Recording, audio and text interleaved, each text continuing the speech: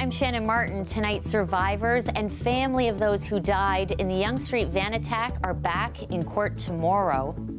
They'll be giving victim impact statements as convicted killer Alek Minassian faces sentencing. We were so encouraged to see the start of the vaccine clinic today. Toronto Public Health rolls out the first in a series of community-based vaccination clinics for monkeypox. I'm going to give you one other word. Can you spell winner for me? Winner.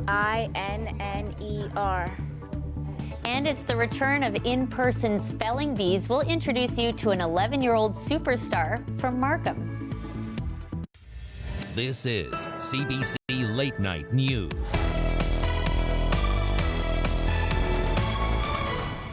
4 years after the Yonge Street van attack, the man responsible for the deaths of 11 people will be back in court for sentencing.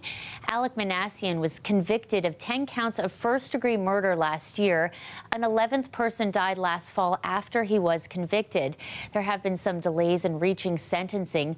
The court waited for a ruling by the Supreme Court of Canada on imposing consecutive sentences without parole for more than one murder. Kim Schofield joins us now. She is a criminal defense lawyer in Toronto. Thank you so much for being with us tonight. Yes, good evening. Kim, we're hoping you can help us unpack this a little bit.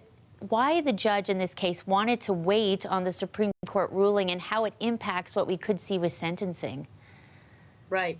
So in 2011, the Harper government enacted a law which allowed for consecutive life sentences. So in other words, a life sentence, but consecutive parole ineligibility for 25 years. So 25 years per murder per first-degree murder that an individual is convicted of. So the Supreme Court of Canada ruled in a case out of Quebec called Vaccination. I think a lot of us are familiar with that. And in that case, on May the 27th, the court ruled that the consecutive life sentences were in fact contrary to Section 12 of the Canadian Charter of Rights and Freedoms. So found that they were unconstitutional, and therefore a life sentence has parole ineligibility of 25 years, whether it's for one murder or multiple murders. Okay, and so tomorrow we know that the survivors and family of those killed will also be giving their victim impact statements in court. So now, even though the judge can only impose the standard life sentence with no chance of parole for 25 years, there is still power in those statements tomorrow, right? Yes, power and importance. So even though it's the judge's decision that's bound by this ruling. So 25 years is the maximum parole ineligibility. The parole board is the one who decides the parole eligibility. So after 25 years, they can have a hearing and they can make those decisions. And a very important factor in those decisions is what the judge says. So the comments on those victim impact statements will be taken forward into the parole hearing. Okay, thanks so much, Kim. We appreciate your analysis on that. She's a criminal defense lawyer joining us from Toronto. Yes, thank you very much. Well, in other news tonight, while the case count is relatively low in Ontario, efforts to stop monkeypox are underway. Today, Toronto Public Health held its first in a series of community-based vaccination clinics. Talia Ricci has more. When monkeypox first arrived in Toronto, community organizations leapt into action. We have been really convening and I think importantly being able to inform Toronto Public Health on issues related to vaccine eligibility, the rollout. On Sunday, that vaccine rollout began.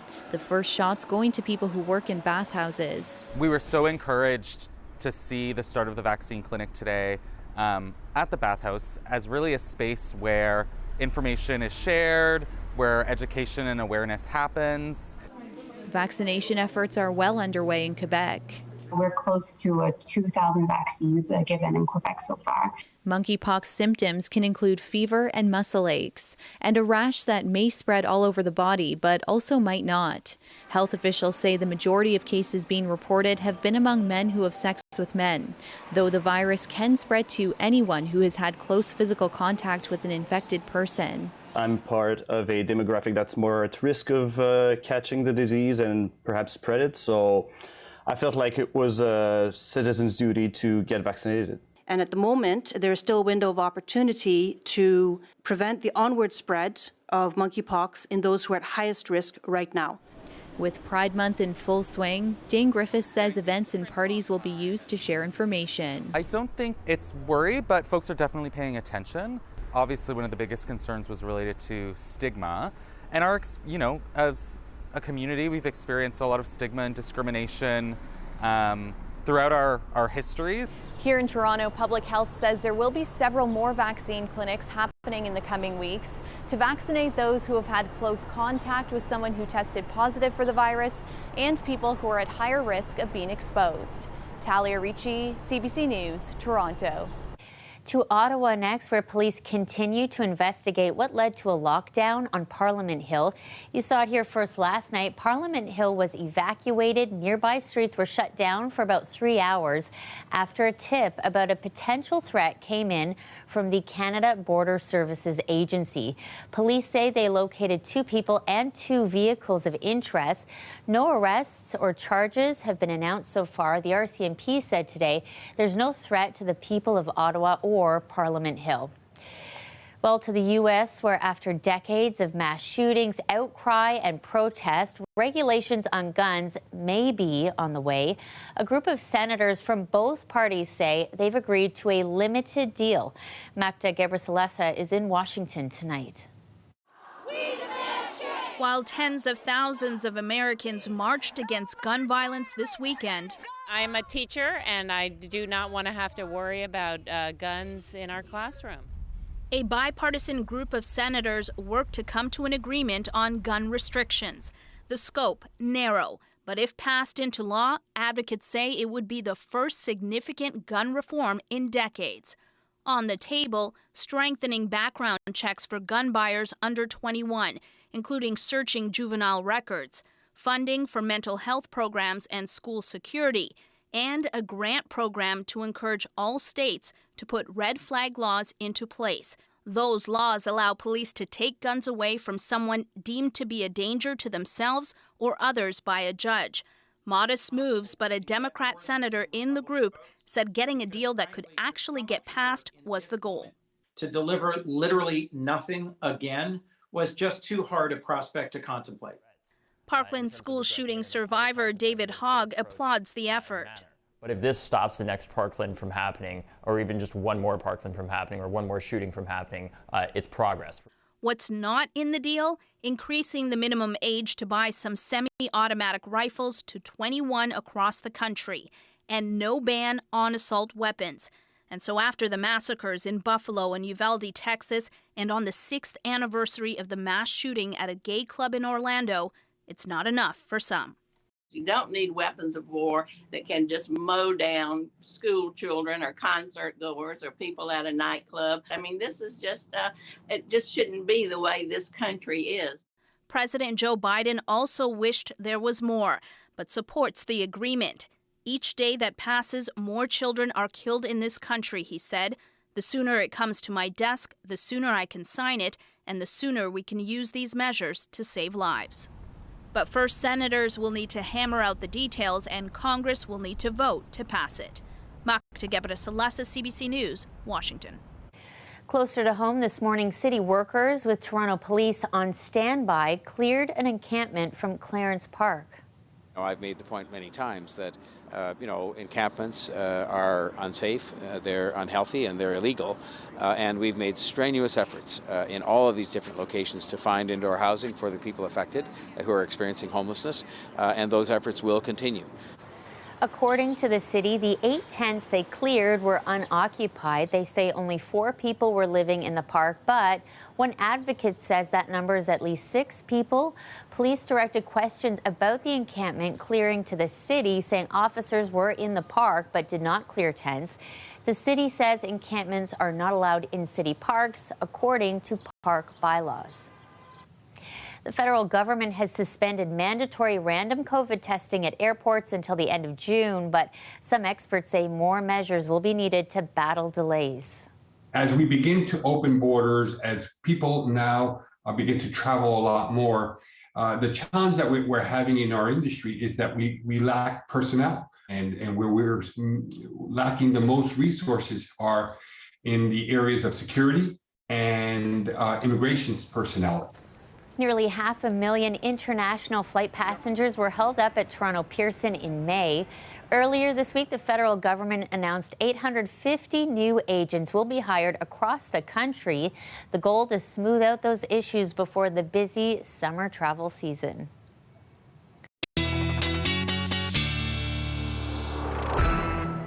Sophia was here, and you know, the rainy weather kind of got me thinking about summer travel and hitting the road and getting away, but hoping for sunshine too. Yeah, it always comes on a weekend though, doesn't it? Yeah. And then it's brilliant sunshine for a Monday. We had quite a bit of rain today, so I was thinking about all the people that were out at campsites or cottages or beachgoers looking up eyes to the sky like we talked about yesterday.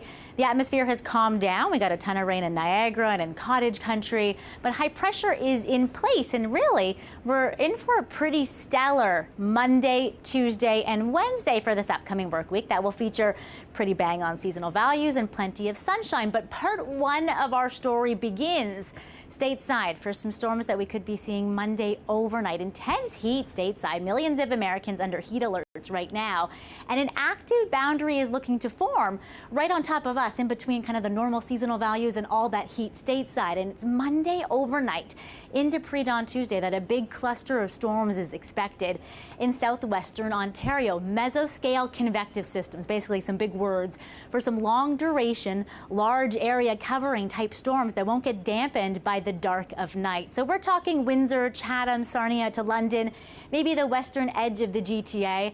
I'll tell you when we come up about how it could be quite the nocturnal light show, and it'll give way to some summer-like heat for the rest of the work week. Shannon. Okay, we're excited for the heat. Thanks, Sophia. Me too. Still ahead, we'll take you to St. James Cathedral, where people came together to honor the life of Archbishop Desmond Tutu. That's coming up after the break.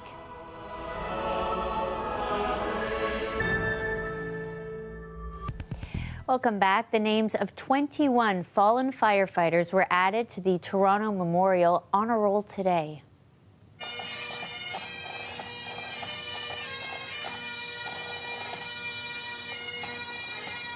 It's all part of the city's annual ceremony honoring firefighters who've lost their lives in the line of duty or to a work-related illness. Mayor John Tory spoke at the ceremony earlier today.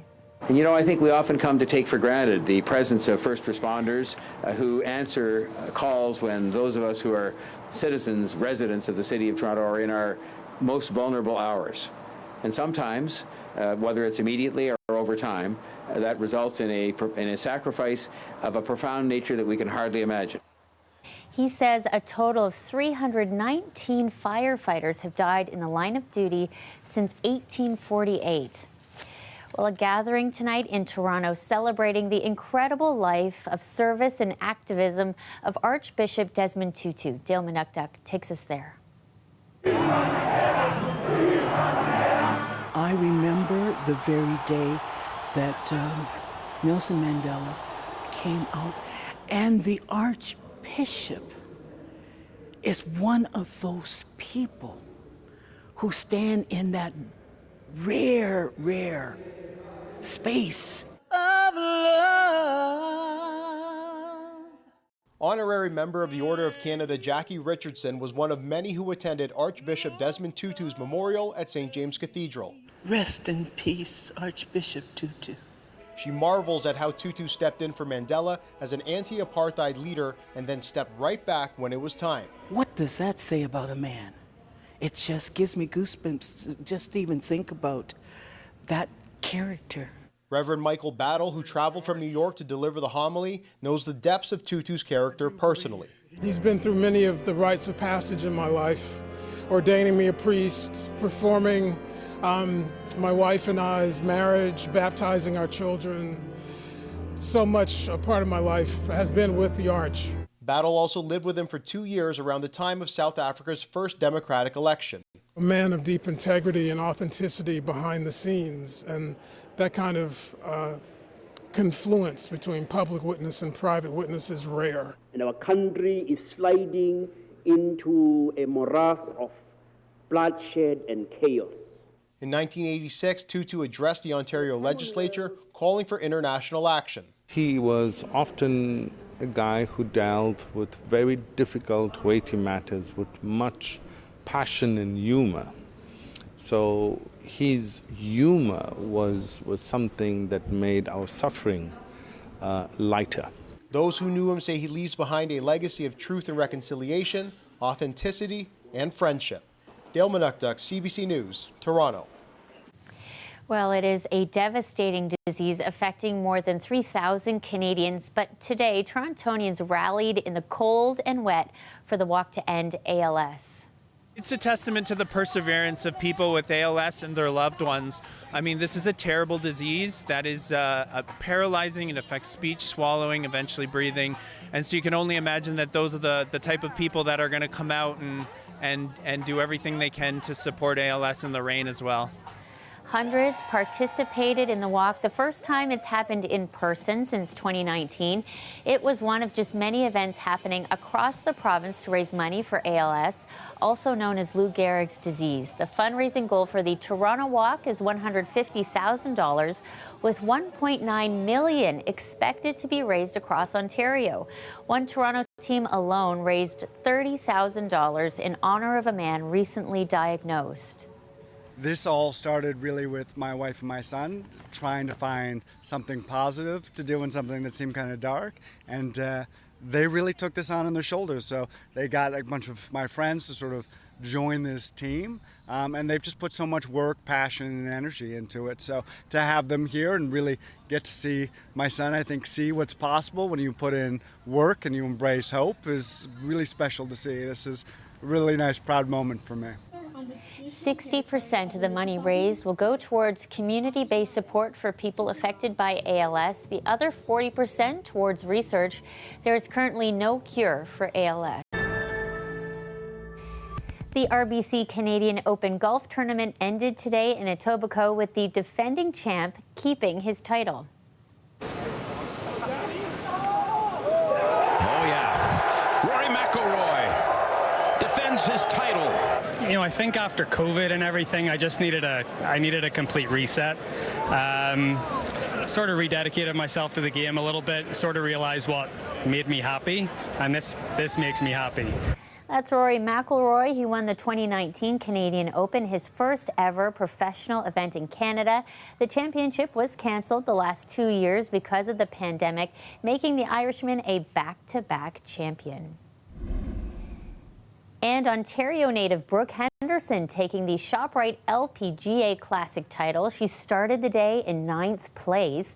This is her 11th LPGA Tour victory. She was already the winningest professional golfer in Canadian history, and this latest victory is just adding to her legacy. Well, speaking of fierce competition, after almost 3 years of virtual spelling bees, a return to in-person events this weekend, Ardelia Ashry was at the Toronto Reference Library for all the nerves and celebration. Could you repeat the word slowly? You could hear a pin drop in the room. Nerves are high for the junior finalists and their families. ECOSYS. TEM, ecosystem. It's the moment 11-year-old Kavya Santhal waited for all year. That's correct. I'm going to give you one other word. Can you spell winner for me? WINNER. Perfect. And so you're the winner today. How does it feel? It was really unexpected, but I feel really happy. It's the first in-person Spelling Bee of Canada since 2019. 14 finalists place in age categories, primary, junior, and intermediate. To be able to qualify for the championship, they had to first compete and place first place in their region. That confidence they build at a young age, that public speaking, the ability to adapt to, stressful environments, or just, be through something you don't know and be able to handle it so well. It's amazing to see how resilient our students are. A big win for Kavya and her family. Really, she put a hard work and think it's paid off. She won the champions. We are so excited and very happy about it. Kavya's older sister participated in regionals last year. Now, following in her footsteps, Kavya says today's win wouldn't have been possible without her. I just had to practice a lot, and yesterday I was I kept on practicing the list, and I also studied some new words online, and it took a lot of hard work. I was helping her, quizzing her from the study list and stuff. The 11-year-old from Markham, who speaks English, Tamil, and French, gets to take home her first ever TROPHY trophy. Medal trophy shelf. I put all my certificates and medals there, but I've never had a trophy in there, and I'm very excited to put it in there. And while not everyone had a chance to take a trophy home today, Kavya says they're all winners. Even if you don't make it, then you should feel happy that you did try your best. Dahlia Ashery, CBC News, Toronto. You go, girl. I love it. Her first trophy for the trophy shelf. Oh, nerves of steel. Yeah. Bringing back memories. I'm pretty sure I lost in a final round of a grade 6 or grade 5 spelling bee. I feel Might like have been a you'd be weather the winner. word too. I don't know. Trying to live back that moment ever since. I think it was rhinoceros. Something big. Some silent vowels there. How about spelling mesoscale convective system? Because it's going to be in our vocabulary for those of you in southwestern Ontario this upcoming work week. We're talking about some big convective storms that could go overnight. For those of you anywhere really from London to Windsor, you're really on the hook for some big nocturnal storms anytime after the dinner hour right until pre-dawn Tuesday. I talked about a bit of a light show. Could keep you up at night if you're a light sleeper. Look at the lightning potential on future radar right now in southwestern Ontario Monday night into Tuesday. It gives way to some pretty stellar days Monday, Tuesday, building heat Wednesday, and then comes the potentially dangerous summer-like heat on Thursday. Let's spell it out for you. Lake breeze still in place for Tuesday, Wednesday, feeling like the 40s inland. That continues for Thursday, which I might remind you is the Argos home opener. Could come to a crashing halt with some storms as well, depending on the timing of this front. Could potentially be a record-breaking heat day on Thursday as well. And then we look forward to hopefully a calm weekend next weekend for Dad for Father's Day. So book those tea times now. Shannon? And the splash pad time. Thanks so much, Sophia. Yeah, you got it. That's our show for tonight. Thanks for watching. We'll see you again next weekend. We leave you now with some shots of our busy streets out in Toronto today, people ducking in and out of the rain when they could. We hope you have a great week.